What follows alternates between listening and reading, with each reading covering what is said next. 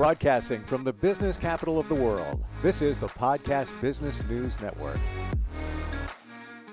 So video is, I'm going to go on a limb here and say everything when it comes to what we consume as media people. Well, we're all media people. You're scrolling on Facebook, you're going on a website. They all have that one thing in common. That is video. Now take it to another level. Imagine if that video was delivered in a dynamic way. It was exciting. There was impact.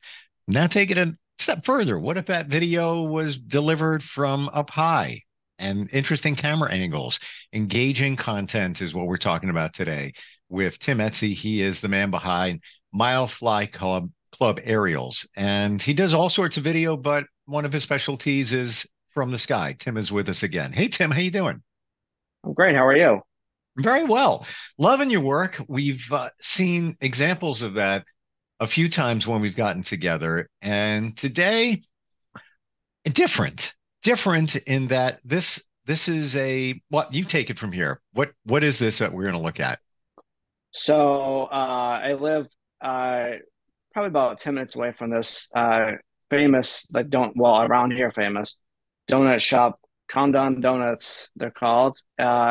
This was actually a classic car show that they did / food truck festival. They usually do this every Monday, or excuse me, Monday night. This was the first one. The thing that was special about this one to me was my dad. He has a 1939 Plymouth that he's had since he was 14, so he's had it for like 61 years. And I was able to get him to go to this.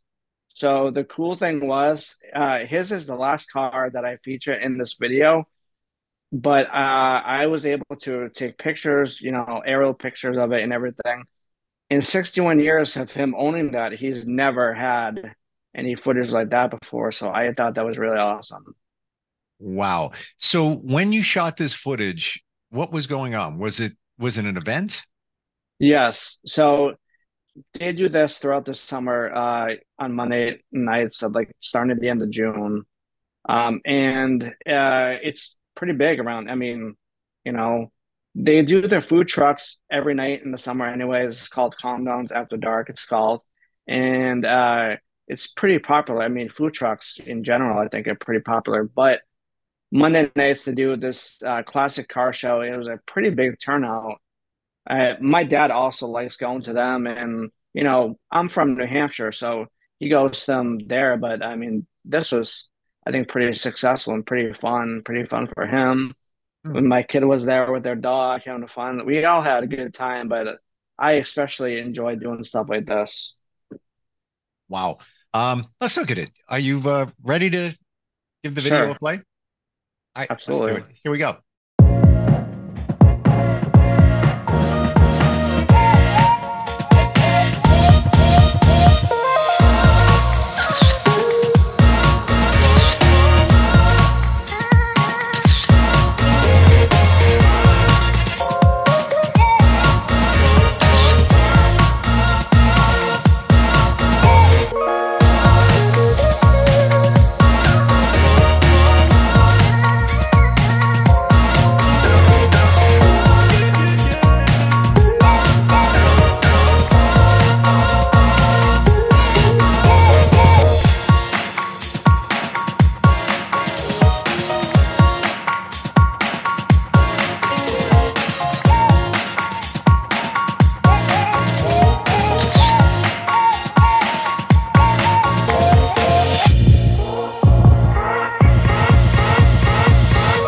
Super cool. And yes, I paid attention to the last vehicle. Yeah. Wow. Wow. Yeah. It So, was fun. Yeah. question in the format, I guess that's what it's called, the size of the video, Yeah. it Yeah. looks like it's more of a social media size. Am I right about that? Why? That's why yeah, because it's vertical. Yes. So I did that. The nice thing about the uh 4 Mini Pro, the DJI 4 Mini Pro that I use, is it has that orientation. You can change it. So I'm not Uh, too much of a fan of cropping everything. So I have a gimbal on my phone actually for the ground footage that I was taking. That's obviously in vertical mode, but for when I was doing that video, since I wanted this whole thing to be like a reel, so they have an Instagram, so they can post it on Instagram or whatever. I shot the whole thing in vertical. That way, it doesn't have to be cropped. So it just overall looks better, in my opinion, you know. But that's why on the computer with the traditional landscape format, it looks a little bit different. But then if I did a landscape on a phone, that would look different too. yep. I was just joking to my wife the other day. I said, why couldn't, when they came out with TVs and everything, like the 20s and 30s, why couldn't they have just done everything like computers and everything square so that in like phone square and all that? So I wouldn't have to do this orientation, all this. I mean, it's not that much of a pain, but Condons wanted the real. I wanted the real too for my social media and stuff like that. Um, it looked pretty cool. Because in horizontal format, which I like it better, it covers more because vertical it only does about a third of everything. I do like that, but I know a lot of people, it's way more convenient on a mobile phone if you're viewing it to look at it vertical without Hmm. changing the phone. If you're, I don't know, at work or some whatever the case may be. But when I put it on my website or YouTube or whatever, yeah, it does look a little different. But yeah, I think yeah, it was fun either way. So I really enjoyed it. So questions about format. Let's say you shot it. I was going to say traditional, but what is traditional? The 1080p, I don't know. But let's Yeah. say you've shot it to fill a TV screen Yes. and yeah, content. You shot content, and then somebody said, Sure. "Oh, wait a minute. We want to use it as a reel for social media. We want to use it here. We want to use it there. Hmm. Can you edit it to fit that format? I know there's going to be some Yes. cropping and maybe some loss, but can that be Yeah. done? It can be done. So when you shoot a video, I usually do this. It's called like 16:9 orientation. Uh, but just to let you know, I've only been doing this since December, so I wouldn't say I'm an expert or anything. But I like to shoot traditional horizontal footage in that format, just in case. Now, since I do like real estate and stuff too, if I want, like if I'm gonna be doing a vertical, orientation change, so to speak, I always try to find that information out before so that if I'm doing my, drone or whatever, I can just up there, it's just a button change, so I can just change it so you don't have to worry about editing and having the cropped view, that kind of thing. But primarily speaking, that one seems to work the best when you're doing landscape that way. You can crop it if you need to, and it won't look that bad. I've done that a few times, but if I have the option, I will shoot it maybe twice if I have to, it's just a button on the drone and the gimbal all it does is turn sideways so that you can see it vertical instead of horizontal. How does that work if you've shot it at the standard 1080p? Hmm. For everybody else that might not know, that's the format that you would watch it on TV. But now you want to reformat it for social. How are you doing it? Are you how are you taking, let's say right now Yep. we're call it 1080p or we're widescreen, if you will. Is it like we're going to lose the sides of it if you take it into, Yes. a reel? Yes. So the Okay. interesting thing is I always a good rule of thumb, always try to shoot in 4K because when you crop it and everything, the picture quality goes down a little bit so that you end up with 1080p. Okay. Uh, so it still looks good.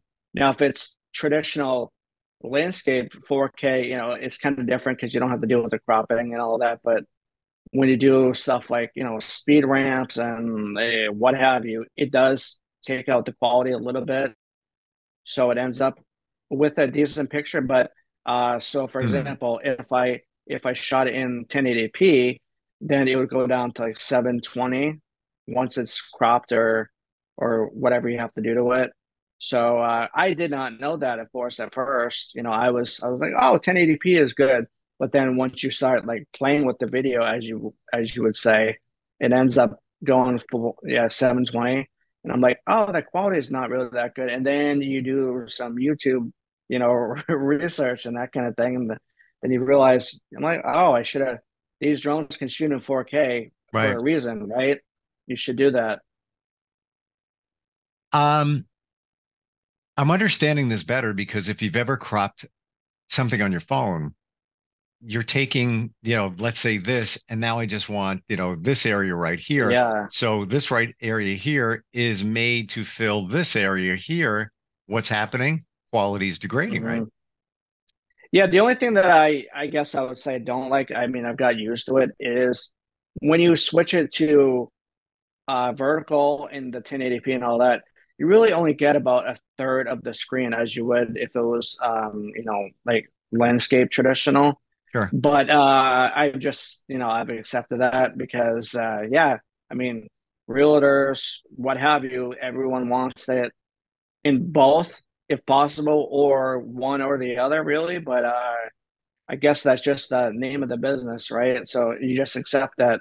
That in editing too, I usually shoot way more than I need. Like for this, for example, I had 8 minutes of content, and we, whittled it down to a minute of actual like final footage. Wow. Okay, so in total footage, you Yeah. had about 8 minutes, and then you took it down to I think there was like 40 I something I seconds. always do. I always do. So I feel like it, probably every photographer will say it, so it's not special. But if I'm doing a listing and there's only like 25 photos, there's also that bracketing thing I mentioned it before when you take 3 photos at once. So it's actually like 25 photos would actually be 75 unedited photos. Okay. It comes 25. But for example, what I usually do is if there's 25 photos, I'll actually take something like 40, 50 photos, and then we only edit the, best ones. I would much rather do that than reshoot, especially somewhere like up here where a listing or whatever could be like an hour away. But this place is only 10 minutes from my house, but it was like the perfect day, which around here, sunny, we're in a heat wave, so it's sunny like every day. But usually up here in Maine, there's wind, there's a, bunch of wind or a bunch of, it rains or, I mean, what Yeah. have you. I'm sure Yep. New York's the same, but it's kind of like the perfect storm, if you want to call it, for something like this. So I'm like, well, I'll just take way more footage than I know I'm going to end up using, but that way I have it, because you actually might only, of a 10-second clip, for example, let's say you might only need 1 second that's actually good enough to go in a reel like this.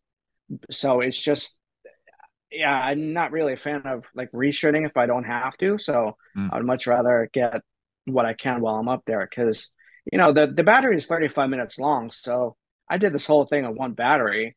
I definitely didn't have to. I could have done it probably just like a couple passes, but I, try to be pretty thorough on that. That's with everything, So I feel like it really shows in the end because you're only doing the best. And you might come up with an idea, or the client may have an idea a month later, a year later. It was, oh yeah, and oh, I didn't shoot that. So, Right. Yeah. I guess more is better, and you can bank the Yep. footage. Storage is not pricey to just keep it archived in case you Not need it. these. No, not these days. I had to buy. We have a good size storage for my Mac, but I wanted to have additional, portable storage, and we got the portable hard drive. I think it's 2 terabytes. It was like $79. I mean, it's not like it was, 10 years ago, 15 years ago, even. It's Yeah. less than $100. So I was like, why not? I mean, there's like SD cards too.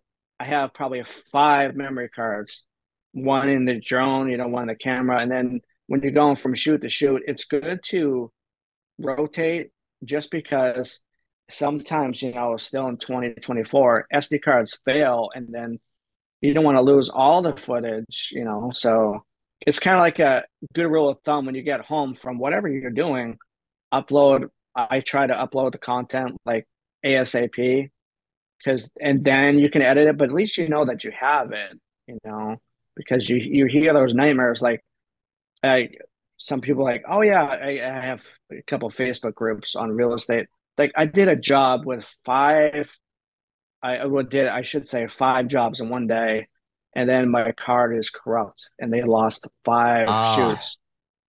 So, but if you rotate them, oh, if something like that were to happen, you would lose one. I mean, that's still not an ideal situation, but one is definitely better than like four or five. mm.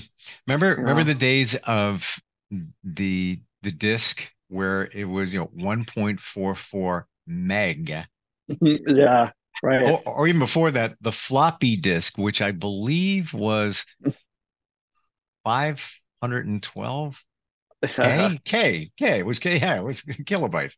Uh, It was funny. So we were, we beforehand because I wasn't there long. I mean the actual car show went for 3 hours. So my dad was there, so we were able to have dinner together and stuff like that. But right before I went up there with the drone, they saw me put the SD card in it. They're like, "What is that?" I'm like, "It's the memory card." Like, why is that so small? I'm like, they're from a different generation, but I'm like, uh, well, they're tiny now, they don't have to be that big. you yeah. know i I joke with my dad, but I also feel kind of bad, like, as he's like, oh, take all the videos of your kids now, because like for the voices and that kind of stuff, because it would change. When I was a kid, my dad actually showed my wife, which I don't know why. He showed us an old, like, homemade Christmas video from like 1995 or something. But my dad had that big camcorder, and all we saw basically was just our feet. He kept it down. But now it's so easy, right? They keep it. So I'm hoping stuff like this, my kids will see it in like 30 years from now or whatever.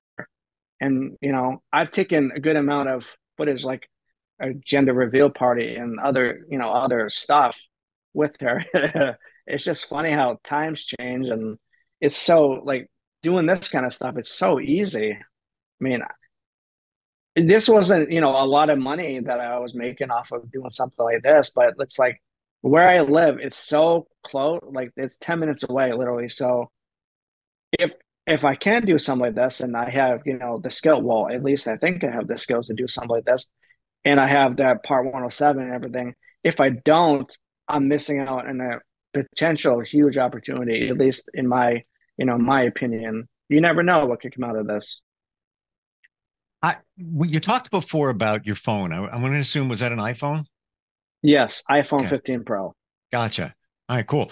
Um, the quality of that versus shooting with something else. I know you have a camera. Is that a DSLR? Yes. Okay. Quality comparison. I'm always wondering. So I quality, yeah, sorry to interrupt you. Quality is good. The thing I actually like for video and everything, I actually like shooting on my phone better because Apple is very good at like auto brightness, ISO, and all that kind of thing. Like literally, when I was doing this by the cars, I just had to pick up my phone and just hit record versus doing like a photo shoot at a house. You have to make sure the aperture is good, the ISO. You have to do all this stuff versus an iPhone. It doesn't do that. Well, I should say it does it like automatically a lot easier than a digital camera itself would, in my opinion. So, like, my digital camera can also shoot video, but I do things to be, efficient and quick. So, I would rather do it with my phone with the gimbal, of course, because the photo, I mean, the end result still ends up looking good. So, because the realtors, for example, they don't really care what you're shooting on. It seems like they obviously just want you to have a good output. That's really what's important. Would you say the quality is sometimes even better on, especially on that model of a iPhone? Well, yes, and certain other things like if you like I just mentioned about the whole SD card failing. One of the nice things about shooting it on my phone is I don't have to worry about that. Like I know the footage is on. I have a portable SD card reader, so for the drone stuff, I can plug that into my phone so I can see the footage.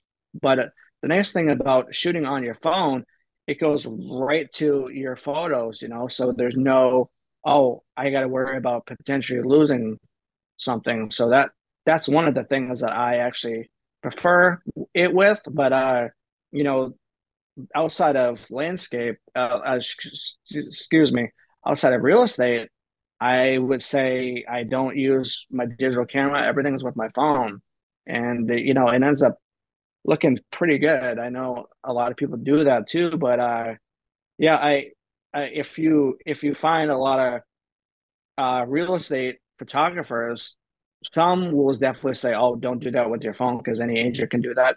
Well, you still need your gimbal, and it still has to look good. And then it's all about editing, so you have to do that in general. But the actual like tool, if you would say, it doesn't really matter as much as long as you, of course, have like a pretty good phone and everything. And I do want to say here that doesn't mean that anybody can take their phone and shoot movie Mm. quality footage. It's There's I wouldn't say that it's like rocket science what I do, but I mean it is a job. It is, editing like 3 hours is sometimes not fun, but the end result really, if that's what people care about, that's what I care about. I love being proud, just like anyone would be proud of their sure. job and doing a good job. But yeah, it's different. I wish I knew some stuff like this like years ago, but it's never too late than never, I guess, or how whatever the saying goes. Hmm. Better late than never. I've edited before, love video. Actually, my broadcast career started in high school because of video. However, if I needed footage done, Tim, you're it. I don't have the patience. You've got the Yeah, infrastructure, yeah.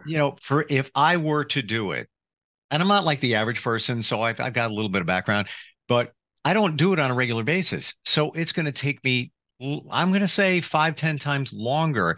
Import the video, haven't used the program edit in a long time, blah, blah, blah, blah, blah, blah, blah. I don't want, I'm no, no, Yeah. I But love the just like, creative yeah, aspect, but that's it. yeah, just like everything else. I mean, even back in, high school, I learned how to tie a tie with YouTube. There's tons and tons of, content for any program that you use for editing and how to do basically everything. It was, at the beginning, it's kind of annoying. Like, oh, there's one little thing like you don't know how to do. It's like one, like, because a lot of these programs, there's so many options, like it's overwhelming what you can do with it. And you have to go on YouTube to look up like one little tiny maneuver feature, like, I don't know, how to do a speed ramp, for example. But it's super easy to do. It's just basically control, another button, but you wouldn't know that. So luckily, there's like YouTube for this kind of stuff to tell you about it, because just like everything else, once you know how to do it, you know how to do it. Yeah. But the first couple of projects that I was doing, so this is like well, I realize that's probably 2 hours now, but if I was at the beginning and I wasn't really familiar with any of this, then that's actually like 5 hours because you gotta Right. research how to do all these little things. So yeah, it is Nope. it's it's frustrating, but it was a little frustrating. But the one nice thing I would say about having a pregnant wife and 4-year-old, they go to bed fairly early, so that's usually the time that I get stuff done like this. Because it's just me. But at the end of the day, coming from the corporate world before, all this is just me, and these are kind of people I called them before, like everybody else. oh, is there anything you want me to like capture while I'm there? But they've seen some of my other work. They're like, no, you'll get everything. I'm sure it'll be good. I can't wait to see how it looks. That kind of thing. Yeah. So that's kind of the confidence booster, if you would. Well, you know what? That's Tim time. Late at night. That's Tim time. Speaking of time, I just looked up. We're out of time. I almost did a triple take. Like, how did that much time go by? Wow. Tim, how does somebody connect with you, whether they have a business and they just want quality video to tell their story, or they're in real estate, whatever it might be? So Google, and we talk about YouTube. If anyone just Googles Mile Fly Club, not even the arrows, just Mile Fly Club, all my information is going to come up. So we got a LinkedIn and YouTube, business Facebook, business Instagram, website. They can text me. My number, I'm sure, is going to pull up too. My number is 603-303-0327, and it's Mile Fly Club Aerials. So if that's .com or just do a general search for it, you can find me. I have to be super responsive on everything, and generally I am. But yeah, it's very easy. I don't know, late night owl plus an early riser, so I'm pretty much always available on my phone. Sure. So it's very easy to get a hold of me. Cool. Well, you make it look easy, and that's the sign of a true professional. Tim, thank you so much for being here today and for sharing the video. Thank you very much. And we'll catch up again soon, okay? All right, sounds great. Thank you. Appreciate it. We'll be right back. Are you looking for even more of the podcasts and hosts that you love? The Podcast Business News Network is proud to announce that you now have even more ways to listen live. Check out the MyTuner Radio, online radio box, and Simple Radio apps on iOS and Android, or find us online. Search for Business News Network on mytuner-radio.com, or search Podcast Business News Network on streama.com and onlineradiobox.com/US. Take your podcast on the go and don't miss a minute of the action.